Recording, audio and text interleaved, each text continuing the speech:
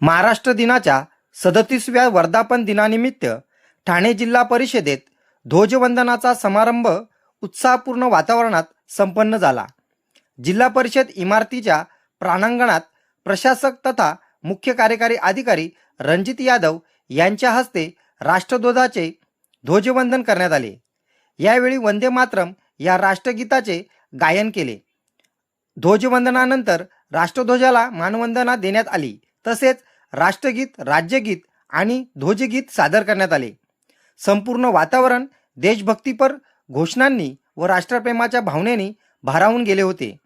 या प्रसंगी मुख्य कार्यकारी अधिकारी रणजित यादव यांनी उपस्थितांना महाराष्ट्र दिनाच्या शुभेच्छा देत राज्याच्या सर्वांगीण विकासासाठी प्रशासनातील प्रत्येक घटकाने जबाबदारीने व समर्पणपणाने कार्य करण्याचे आवाहन केले।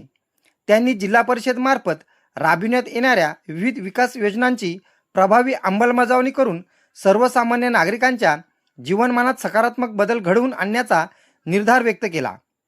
या समारंभास जिल्हा परिषदेचे अतिरिक्त मुख्य कार्यकारी अधिकारी अजिंक्य पवार, मुख्य कार्यकारी अधिकारी सामान्य प्रशासन विभाग अविनाश फडतरे, उपमुख्य कार्यकारी अधिकारी ग्रामपंचायत प्रमोद काळे, महिला व बाल कल्याण विभागाचे कार्यक्रम अधिकारी संजय बागुळ, जिल्हा आरोग्य अधिकारी डॉक्टर गंगाधर परगे, शिक्षण अधिकारी माध्यमिक देविदास महाजन, कृषी विकास अधिकारी MS बाचोटीकर, उपायुक्त पशुसंवर्धन डॉक्टर वल्लभ जोशी तसेच जिल्हा परिषदेचे अधिकारी व कर्मचारी मोठ्या संख्येने उपस्थित होते।